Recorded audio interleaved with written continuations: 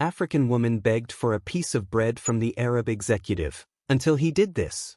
It was a night that no one in the city would ever forget. A woman, worn down by hunger, stood outside the glowing towers of the financial district. Her eyes told a story of desperation. An African mother with nothing left but her pride, stripped to the bone by circumstance. She approached the man everyone whispered about, the Arab executive whose fortune was so vast it seemed untouchable. With trembling lips, she asked for nothing more than a piece of bread, a fragment of dignity in a world that had turned its back on her. No one expected what would happen next. What this billionaire decided to do in that moment would shock everyone, rewriting not only her destiny but also his own. Before we begin, make sure to subscribe to the channel, like this video, and turn on notifications. This helps us bring more inspiring stories like this to you. Because what started as a plea for survival would soon become one of the most powerful stories of courage, redemption, and the hidden heart of a man thought to be unbreakable. Stay until the end, because the ending will leave you questioning everything you thought you knew about wealth, compassion, and the price of true humanity. The city of Dubai glittered like a diamond under the desert night sky. Towers of glass and steel reached toward the heavens, symbols of ambition and wealth. At the heart of it all stood the towering Al Hakim building, headquarters of one of the most powerful financial empires in the Middle East. Inside those walls, fortunes were made and lives were shattered with the stroke of a pen. It was the kingdom of Khalid Al Hakim, an Arab executive whose name inspired both awe and fear. Khalid was not just a billionaire. He was a man forged in the furnace of survival. Born to a Bedouin father and a merchant mother, he had clawed his way from the dust of poverty to the summit of global wealth. To the world, he was the embodiment of pride, steel, and unshakable will. Few ever believed he could feel compassion. His eyes were cold, his words sharp, and his empire ruthless. Yet destiny often strikes where the armor is weakest, and that night, destiny came in the shape of a starving woman. Her name was Amara. She had once been a teacher in a small African village, respected and loved by her students. But war had burned her homeland, leaving ashes where dreams once bloomed. Her husband had been taken by the conflict, and she fled with her young son, arriving in Dubai with nothing but a passport and hope. Hope, however, does not feed a child. And as days passed, hunger became her enemy. By the time she stood before the Al Hakim building, her face was gaunt, her clothes torn, her dignity frayed to its last thread. People passed her as though she were invisible. Luxury cars rolled by, their tinted windows hiding lives of excess, while she clutched her son's tiny hand, whispering lies to ease his hunger. "Tomorrow we will eat," she said, though she had not tasted food herself in 2 days. That night, as employees streamed out of the golden doors of the tower, laughter and perfume in the air, Amara saw him. Khalid Al Hakim, flanked by bodyguards, descending the marble steps. His presence was overwhelming, tall, broad-shouldered, dressed in an immaculate black suit. His watch gleamed under the streetlights, its value enough to feed 100 families for years. Everyone bowed their heads as he passed, but Amara did something no one dared. She stepped forward. Her voice trembled as she spoke, her eyes wet with shame. "Please, sir, just a piece of bread. My son is hungry." Gasps rippled through the crowd. No one begged Khalid Al Hakim for anything, much less a scrap of food. His empire was known for precision, not mercy. His guards moved instinctively to push her aside, but Khalid lifted his hand. For the first time in years, the world watched him stop in his tracks. Khalid's eyes fell on Amara, and something stirred within him. He had seen desperation before, competitors crushed by his empire, rivals begging for forgiveness. But this was different. This was not business. This was survival. He saw in her eyes the same hunger he had once known as a child when his family's tent held more sand than bread. Memories of his mother giving up her portion of food so he could eat flickered before him. His chest tightened. The silence was suffocating. The crowd expected cruelty. Khalid was famous for cutting down weakness with a word. Would he mock her? Would he order his guards to remove her? Instead, he asked, "What is your name?" Amara swallowed hard, clutching her son tighter. "Amara," she whispered. And this child? Khalid's gaze softened as it fell on the boy, whose eyes, wide and innocent, mirrored the fear of hunger. His name is Malik, she said. For a long moment, Khalid said nothing. His guards exchanged uneasy glances, waiting for an order. The people around them leaned in, desperate to witness what would happen next. Then, to everyone's shock, Khalid bent down, not to the boy, not to the woman, but to the ground itself. He picked up a coin that had slipped from someone's pocket earlier. He held it between his fingers, staring at it as though the metal carried a memory of his past. When he finally spoke, his voice was low but carried the weight of authority. "Follow me." Amara froze.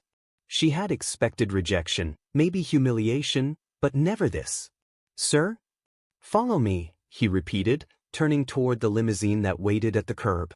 His guards tried to object, but one look from him silenced them. The billionaire, feared by kings and respected by presidents, had just invited a starving woman and her child into his world. Inside the limousine, silence hung heavy. The boy Malik stared in awe at the leather seats, while Amara trembled, unsure if this was a blessing or a trap. Khalid sat across from them, his expression unreadable. For several minutes, no one spoke. Then, without warning, he asked, "When was the last time you ate?" Amara's voice cracked. 2 days ago." He pressed a button, and within seconds his driver redirected the car. They arrived not at one of the extravagant restaurants Khalid often dined in but at a quiet bakery on the edge of town. The owner, upon seeing him, nearly bowed to the floor. Khalid ordered bread, fruit, and warm milk. He watched silently as Amara and Malik devoured the food, their eyes glistening with relief. But for Khalid it was not enough. Something gnawed at him. This was more than hunger. This was a life broken by forces beyond control. And for the first time in years, the billionaire executive felt the weight of responsibility, not for his empire, not for his reputation, but for the fragile lives sitting across from him. Amara looked up, tears running down her face. Why are you helping us?" she asked. Khalid leaned back, his gaze drifting out the window to the city that had made him a god in the eyes of men. His jaw tightened. "Because once I was you." Her breath caught. She had expected arrogance, but his words carried truth, raw and unpolished. For a brief moment, she saw not a billionaire but a boy who had once starved in the desert winds, dreaming of bread. The night was far from over. Khalid al-Hakim was not a man to act on impulse without reason. Whatever had been awakened in him by this encounter would soon ripple across both their lives. For Amara, it was the first step into a story she could never have imagined. For Khalid, it was the beginning of a reckoning with his own humanity. And as the limousine drove back into the heart of the city, a question hung heavy in the air. Was this an act of fleeting mercy, or the start of something that would change them both forever? The following morning, sunlight spread across the skyline of Dubai, bathing the towers in golden fire. Inside the Al-Hakim estate, a mansion of marble and silence, Amara woke to the smell of food she hadn't known in years. Plates of fruit, warm bread, and honeyed tea filled the table before her. Malik, her son, sat at the edge of his chair, devouring grapes with wide-eyed wonder. For a child who had grown used to hunger, the sight of abundance felt unreal. Khalid al-Hakim sat across from them, not as a host entertaining guests, but as a man who seemed deeply lost in thought. His usual mornings began with meetings, calls with ministers, and the cold machinery of finance. But that morning, his eyes stayed fixed on the woman and her child as if they were puzzles carved by fate. "Eat slowly," Khalid finally said, his tone even but carrying authority. "Food is no longer your enemy." Amara lowered her gaze. Gratitude burned inside her chest, but so did fear. Why was she here? What did this powerful man want? She had begged for bread, not a seat at a billionaire's table. And yet she sensed something in him, something fragile behind the steel of his voice. After breakfast, Khalid gestured for her to follow him. They walked through the halls of the estate, past portraits of his ancestors, past windows that looked out onto gardens that seemed endless. At last he stopped before a large wooden door. "This," he said, opening it, "was my mother's room." Amara stepped inside. The space was preserved with delicate care, shelves lined with books, a prayer rug folded neatly in the corner, and a photograph of a woman with warm eyes that mirrored Khalid's own. "She raised me in hunger," Khalid continued, his voice low, almost breaking. "She would give me her bread and drink only water. She told me, 'Khalid, one day you will have enough. But when that day comes, never forget the taste of hunger, because it is the taste of those who cannot speak for themselves.'" He turned toward Amara, his eyes piercing. "Last night, when you stood before me, I saw her face in yours." Amara's lips parted, but no words came. She clutched her hands together, torn between gratitude and the weight of what he revealed. It was as if her suffering had awakened ghosts in him, ghosts buried under empires of wealth. Yet not everyone in the mansion welcomed her presence. That afternoon, whispers ran through the staff. Servants exchanged looks of disapproval. To them, Amara was an outsider, a beggar who had broken into the inner circle of one of the most untouchable men in the Arab world. And in the corporate offices of Al Hakim Holdings, the news spread like wildfire. Khalid had taken in a woman and child from the streets. Board members, investors, and rivals smirked, sensing weakness. That evening, Khalid received a call from his cousin, Tariq, a man both ambitious and envious. Tariq had long coveted Khalid's empire, waiting for a crack in his armor. "Khalid," Tariq said over the phone, his tone edged with mockery, "the world is watching. They say the mighty lion of Al Hakim has been tamed by a beggar woman. Is this true?" Khalid's jaw tightened. "Careful, Tariq." But Tariq laughed. "You built your empire by crushing weakness. Do not let pity destroy what strength has given you. Remove her, or others will see you as soft. And softness, my cousin, is fatal." When the call ended, Khalid stood in silence, his hand gripping the edge of his desk. Rage and doubt collided inside him. For years he had ruled with iron, never allowing sentiment to dictate his choices. And yet, one plea for bread had shaken the very foundation of who he was. That night, he walked into the guest room where Amara and Malik slept. The boy's small chest rose and fell gently, his arms curled around a pillow. Amara sat awake, staring out the window at the city lights. When she noticed Khalid, she lowered her eyes again. "I heard them whispering," she said quietly. "Your staff. Your people. They do not want us here." Khalid's voice was steady. "My home is not theirs to command." "But why?" Amara asked, turning to face him fully for the first time. Her eyes shone with both fear and strength. "Why did you choose me? I am no one. I have nothing. You owe me nothing. So why risk your name, your empire, for me and my child?" The question pierced deeper than she knew. Khalid had asked himself the same all day. He could have walked past her, as so many had. He could have silenced her hunger with a single coin and moved on. But he hadn't. Something had pulled him into her orbit, something greater than logic or reputation. He stepped closer, his shadow falling across her. "Because the world believes I am unbreakable. They see wealth, power, fear.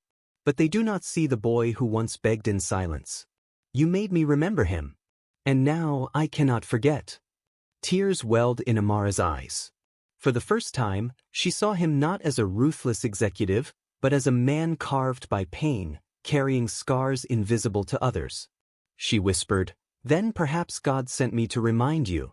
Khalid did not answer, but her words stayed with him long after he left the room. The following days tested him further.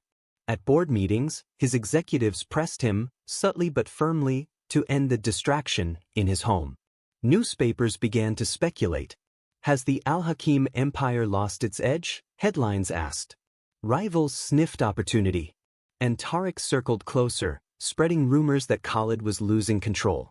One evening, as Khalid returned from a meeting, he found Amara in the garden, teaching Malik to read from an old children's book she had carried since her village days.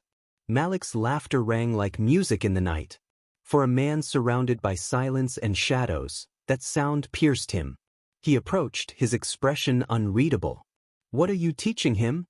"Hope," Amara said simply.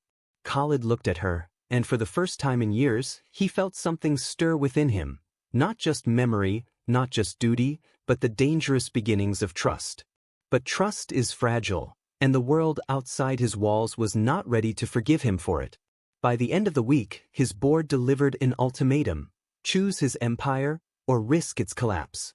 And as Khalid stood at the crossroads of power and compassion, the weight of his empire pressing on one side and the fragile lives of Amara and Malik on the other, he realized the decision would not only change their fate, but the course of his entire legacy. The question that haunted him was simple yet brutal. Would he sacrifice the empire he built to protect a woman who had begged him for bread? Or would he betray the one chance fate had given him to reclaim his lost humanity? The answer, hidden deep in his heart, would shatter everything. The city never sleeps, but sometimes it whispers. By the third week of Amara's stay in the Al-Hakim mansion, those whispers had become thunder. Newspapers, tabloids, and television channels repeated the same story in different words. The ruthless Arab executive, Khalid al-Hakim, had taken in a beggar woman and her child. For his rivals, it was ammunition. For his board, it was shame. For his cousin Tariq, it was an opportunity to strike. At first, Khalid ignored it. For years, he had silenced rumors with results. His empire spoke louder than words. But this was different. This was not about contracts or mergers. This was about his heart, and the world smelled weakness in it. One evening, as he sat in his office, the television in the corner blared a debate. A journalist sneered at the screen. This man claims to be a leader, yet he wastes his time and reputation on charity cases. A true executive thinks of legacy, not beggars. Another panelist chuckled. Or perhaps the mighty Khalid al-Hakim has finally found the one thing he cannot buy: love. Khalid turned the television off with a flick of his hand, but the words clung to him. They weren't just attacking him, they were attacking her. That same night, he found Amara in the library, her hands tracing the spines of books she could not read. She turned when she saw him, her face etched with unease. "The servants talk," she said quietly. "They think I don't understand Arabic, but I hear enough. They say I am your weakness." Khalid's voice was calm, but inside he burned. "You are not weakness." Amara searched his eyes. "Then what am I? To you?" The question cut deep. Khalid opened his mouth, then closed it. For a man who commanded empires with certainty, he had no answer for her. The following day, the storm grew darker. Tariq called another meeting with the board, this time in Khalid's absence. He painted a picture of decline, of a once ruthless leader distracted by a woman who had nothing. By the time Khalid entered the room, the air was thick with doubt. "We respect your compassion," one board member said carefully, "but this situation is destabilizing our image. Investors are uneasy. We cannot risk billions for sentiment."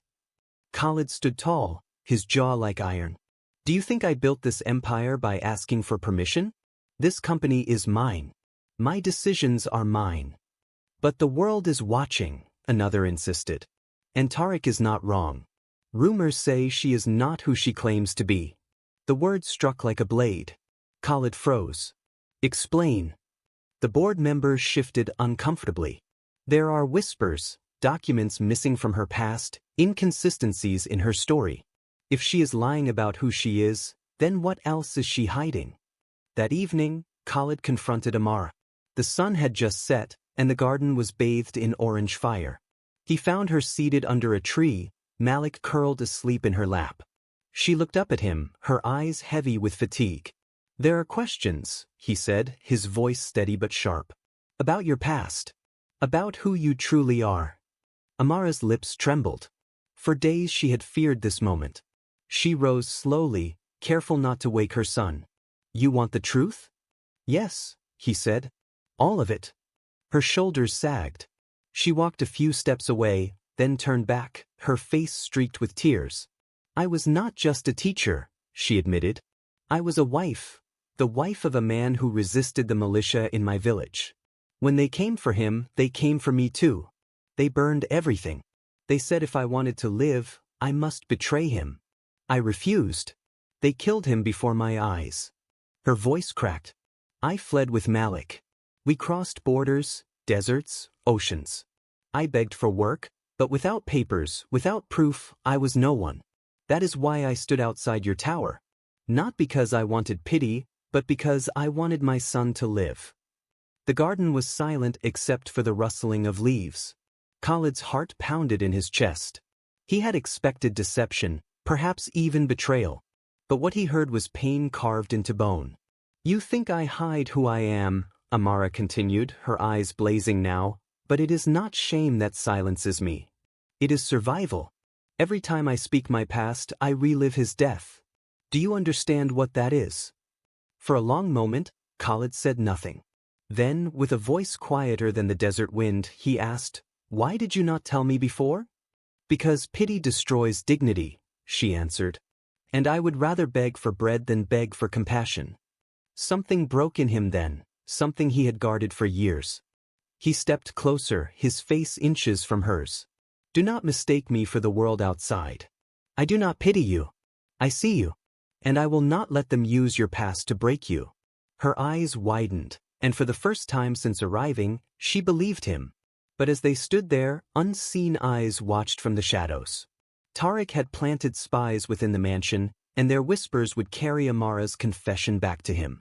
By dawn, Tariq had a weapon sharp enough to strike. The next day, headlines screamed across the city, "The beggar woman's secret past. Was Khalid al-Hakim deceived?" Reporters camped outside the gates, their cameras flashing, their voices loud. Malik cried from the noise, clinging to his mother. Khalid stormed into the courtyard, his guards pushing back the press. He raised his hand, silencing the chaos. His voice thundered, "You want the truth? She is not a lie. She is a survivor. And if you dare call her less than that again, you will answer to me." The crowd gasped. It was a declaration, not just of defense but of defiance. Khalid had chosen a side, and it was not his empire's, it was hers. Inside the mansion, Amara watched through the window, her heart pounding. No one had ever stood for her like that. Not even her late husband had been given the chance. And now this man, this untouchable Arab executive, was willing to stake everything on her. But Amara knew the cost of defiance. She knew men like Tariq would not stop until they destroyed what they could not control. And as the night fell, she whispered a prayer she had not spoken in years, "God, give me strength, because the storm has only begun." And indeed it had. For outside the mansion walls, Tariq prepared his next move, a move that would test not only Khalid's empire but the fragile bond between a billionaire and the woman who had begged him for bread. The storm broke harder than Khalid expected. By the end of the week, his empire teetered under the weight of scandal. Investors withdrew millions overnight. Contracts that once bore his signature with pride now dissolved in silence. Rival executives circled like vultures, whispering that Khalid al-Hakim had lost his edge. And behind it all, Tariq's hands stirred the fire. At a lavish dinner attended by ministers and tycoons, Tariq leaned close to a foreign investor. "Do you see it? The man who once commanded nations now shields a beggar woman. If he cannot govern his own household, how can he govern billions?" Laughter erupted at the table, and within days, the words echoed across the financial district. Khalid heard them all. But instead of bending, he grew sharper, colder, at least in public. In private, however, the walls of his heart cracked with every whisper. One night, returning home from a grueling meeting, he found Amara in the garden again. She was kneeling in the soil, planting herbs with Malik beside her, their hands dirty, their laughter soft. To her, the act was survival, a reminder of her village where life grew from the ground. To Malik it was joy. To Khalid, it was a revelation. "You make this place feel alive," he said from the shadows. Amara looked up, startled by his voice. "Alive? This mansion is already filled with life, yours, your people, your empire." "No," he said firmly, stepping closer. "It is filled with silence. Until you came."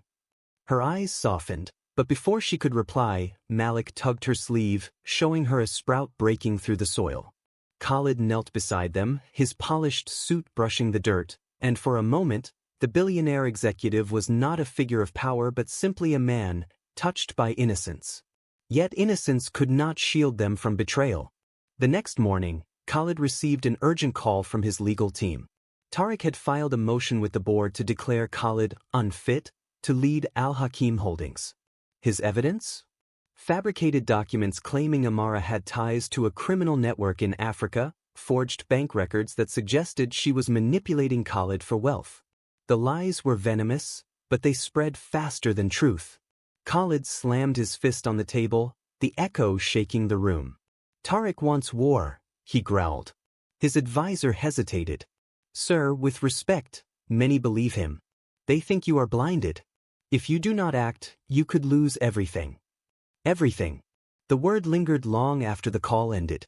That evening, Khalid summoned Amara to his office. The firelight painted his face in shadows as he stood behind the vast oak desk. Amara entered hesitantly, her hands clasped, Malik asleep in another room. There are accusations, Khalid said without preamble. They say you deceived me. That you came here with motives I do not yet see. Her chest tightened. And do you believe them? Khalid stepped forward, his eyes sharp as blades. I want to hear it from you. Did you betray me?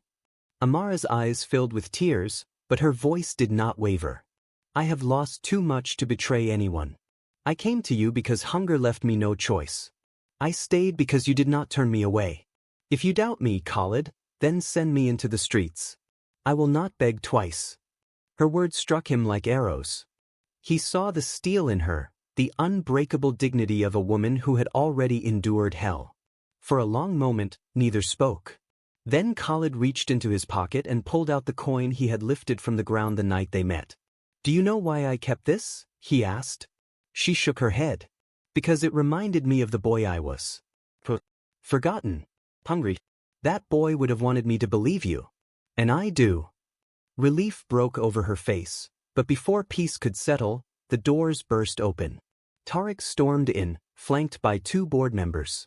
His eyes gleamed with triumph. Enough of this charade, cousin, Tariq spat. You choose her over us, over the empire. Then watch as it crumbles. The board votes tomorrow. If you do not remove her from your home, they will strip you of your crown. Khalid's voice was ice. Get out. But Tariq stepped closer. Do not test me. You think compassion makes you noble, but it makes you weak. When she leaves, and she will, you will see. She will run with everything you gave her. Before Khalid could answer, Amara stepped forward. Her voice shook, but her words were steady. You speak of me as though I am nothing. But I will tell you this, Tariq, I did not survive war, hunger, and exile to be broken by your lies. You think I want his fortune? I want nothing but safety for my son. If you strip him of his empire because he chose compassion, then perhaps it is you, not him, who is unfit to lead. Silence fell. Even Tariq faltered at her defiance. Khalid's chest swelled with something fierce. For years he had fought alone. Now, someone stood beside him. But the danger was real. That night, as Khalid paced his balcony, the lights of the city spread before him. He knew tomorrow could mark the end of everything he had built. To protect Amara, he might lose his empire. To protect his empire, he might have to sacrifice her. When dawn broke, the board gathered in the glass tower of Al Hakim Holdings. Tariq presented his lies with polished precision, his words dripping with venom. This woman is a danger to our legacy. Khalid is blinded. Remove her or remove him. The vote began. Hands rose, some for Khalid, many against. At the head of the table, Khalid stood. His eyes scanned the room, then fell on Tariq. Slowly, deliberately, he placed the coin from his pocket on the table. This, he said, his voice thunderous, is worth less than the cheapest share in this company. But once, it meant life to me. Because once, I was starving. If you think I will turn my back on the hungry, on the forgotten, to protect your fortunes, then you never knew me. If I must choose between this empire and my humanity, I choose humanity. Gasps rippled through the room. Tariq's face twisted in fury. Investors muttered. But Khalid's words had weight, and in them, a power no lie could erase. The meeting ended in chaos, unresolved. Tariq left, vowing revenge. Khalid returned to his mansion, where Amara waited. When he told her what he had said, her eyes filled with tears. You risked everything, she whispered. Khalid met her gaze, his voice steady. An empire can be rebuilt. A soul cannot. Yet even as they shared that moment, shadows loomed on the horizon. Tariq would not stop until Khalid was destroyed. And the price of defiance was about to grow higher than any of them could imagine. The city buzzed with rumors. The empire of Khalid al-Hakim, once untouchable, now trembled under the weight of scandal. Tariq had poisoned the board, bribed journalists, and whispered into the ears of ministers who once bowed to Khalid. Everyone believed the fall of the great Arab executive was inevitable. But inside the mansion, a different storm raged. Khalid stood at his balcony, the desert wind cutting across his face. Amara stood behind him, silent but unyielding. 4 days, she had watched the man who had lifted her from hunger wrestle with an impossible choice: his empire or his humanity. At last, Khalid turned. His voice was low but steady. "Tomorrow, Tariq will strike again. He wants me ruined. But I will not let him write my ending." Amara stepped closer, her eyes shimmering with fear and strength. "Then let me stand with you. I did not survive all I have survived to watch you fall alone." Khalid studied her, and for the first time he realized she was no longer just the woman who had begged for bread. She was his mirror, someone forged in fire, carrying scars as proof of survival. The next morning, the board assembled for what was meant to be Khalid's final humiliation. Tariq entered the glass chamber with arrogance dripping from every step. Behind him trailed allies, ministers, and men who smelled opportunity in Khalid's fall. But when Khalid entered, he was not alone. Amara walked beside him, her head held high, Malik clutching her hand. The crowd gasped. Tariq's smirk widened. "Perfect," Tariq said loudly, his voice echoing across the chamber. "Bring the beggar to your throne, Khalid. Show them how low you have fallen." But Khalid did not flinch. He placed his hand on the boy's shoulder and faced the room. "I brought them here because truth does not hide in shadows. If you want my crown, Tariq, then let the world see why you fight for it." The meeting began with venom. Tariq presented forged documents, accusing Amara of being a liar, a manipulator, even a thief. He spoke of Khalid's weakness, of how compassion had poisoned the empire. Each word dripped with poison, and for a moment, the crowd leaned toward Tariq's lies. Until Amara stepped forward. Her voice shook at first, but soon it cut through the room like fire. "You speak of me as if I am less than human. You forge papers to paint me as a liar. But my truth does not need ink. My truth lives in scars." She pulled back her sleeve, showing the burns on her arm, marks left by the militia that killed her husband. Gasps rippled through the room. "These are not the marks of a thief. These are the marks of survival." She pointed to Malik, whose wide eyes shone with innocence. "This boy has seen more hunger than any of you will ever know. And yet you mock his mother because she begged for bread. Tell me, which is weaker? To beg for life, or to destroy it with lies?" The silence was heavy. Tariq's face darkened, but Amara wasn't finished. She turned to Khalid. "You are a man who once starved. Do not let them shame you for remembering. Do not let them take from you what makes you human." Something inside Khalid ignited. He stepped forward, his voice thunderous. "You want to know who she is? She is the woman who reminded me of my mother's words, the words that built this empire. Without compassion, wealth is sand. Without humanity, power is dust." He slammed the coin, the same coin he had kept since that night, onto the table. The sound echoed like a gavel. "This is my legacy. Not numbers, not buildings, not contracts. Humanity. If you cannot stand with me, then leave. But I will not betray her. I will not betray myself." The chamber erupted. Some board members rose in protest. Others, moved by his words, bowed their heads in silence. For the first time, Tariq's certainty wavered. Desperate, Tariq lunged forward. "You will regret this, Khalid. The empire will burn, and you with it." But Khalid met his gaze without fear. "Then let it burn. I would rather stand in ashes with dignity than sit on a throne built on betrayal." Security removed Tariq from the chamber, his shouts echoing into the hallways. For years he had plotted this moment, and in a single speech, Khalid had taken it from him. When the dust settled, the board fractured. Some resigned. Others, humbled by Khalid's defiance, pledged loyalty.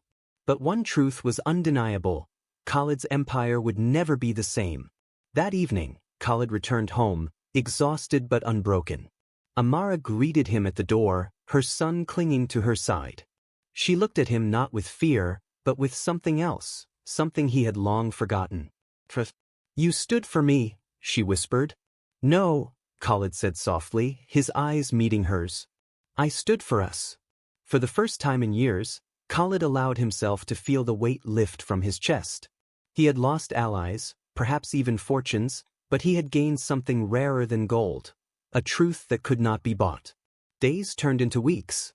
The empire endured, scarred but alive. Investors returned slowly, drawn not by fear of Khalid's power but by respect for his resilience. Tariq vanished into the shadows of disgrace. And in the mansion, laughter returned, not the shallow laughter of banquets, but the pure laughter of a boy chasing hope through gardens. One night, as the desert stars stretched endlessly above them, Khalid stood beside Amara on the balcony. The city lights flickered below, but for once, he didn't look at the towers. He looked at her. "You asked me once what you are to me," he said. "I did not answer then. But I will now." He took her hand, rough with scars yet strong with survival. "You are my reminder, my anchor, my proof that even a man with everything can still need someone." Tears filled her eyes, but she smiled. "And you are the proof that compassion can survive even in the heart of power." In that moment, Khalid understood. He had not saved Amara, she had saved him. The story of Khalid al-Hakim and Amara would echo far beyond Dubai. Not as a tale of scandal, but as a testament that power without humanity is emptiness. And that sometimes, the strongest empire a man can build is not made of steel or glass, but of compassion. So remember this: no wealth, no title, no empire will ever matter as much as the courage to stand for what is right. If this story touched your heart, subscribe to the channel and leave a like. Share it with someone who believes in humanity over power, and help us spread stories of courage and hope.